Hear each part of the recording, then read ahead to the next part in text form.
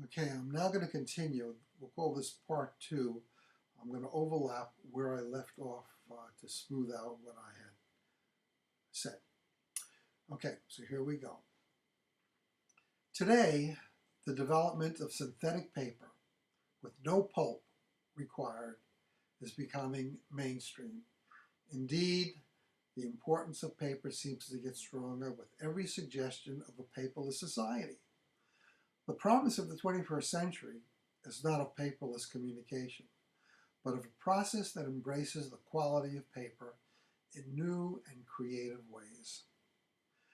The term substrate should not be limited to paper.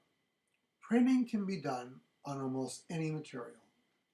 In addition, the development of digital paper by MIT's Media Lab and Xerox's Palo Alto Research Center, known as PARC, P-A-R-C, is as significant as Ceylon's discovery was. As discussed later in the book, a digital substrate can display both text and images and be electronically re-imaged with new text once the original is no longer needed.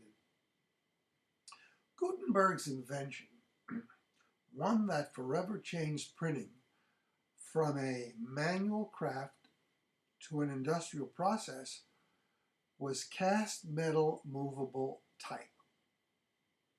The art of typography is also attributed to Gutenberg, who designed his typefaces to simulate the hand-lettered text of his time.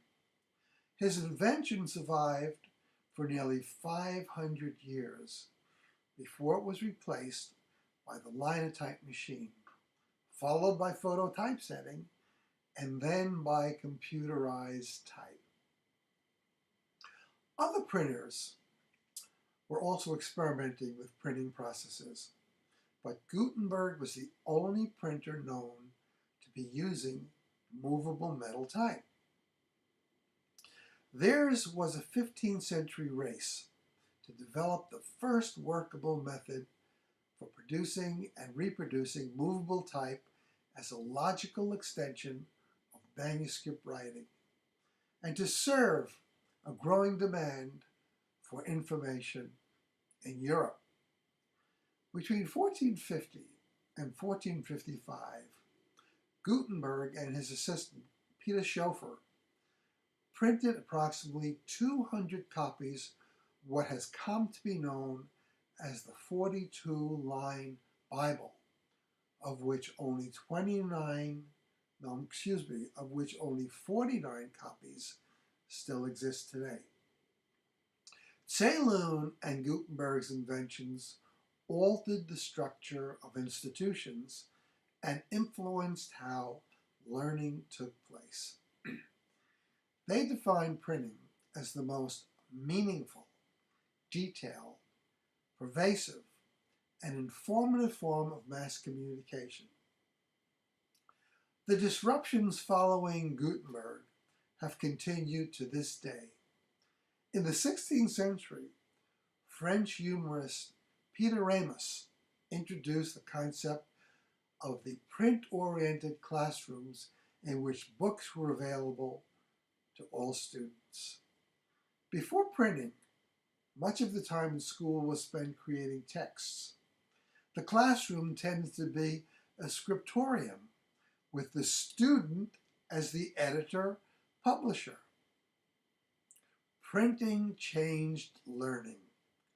The book was the first teaching machine and also the first mass-produced commodity.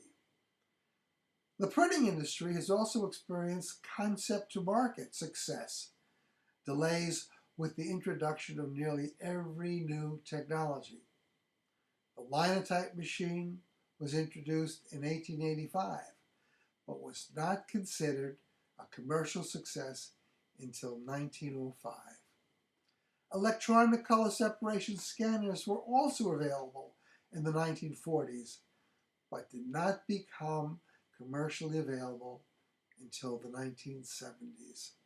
It took the Gannett Corporation more than 10 years to realize its first profits using satellite transmission to produce USA Today in color at multiple sites simultaneously. Okay, I'm going to stop here, and then I'm going to do another video called Part 3.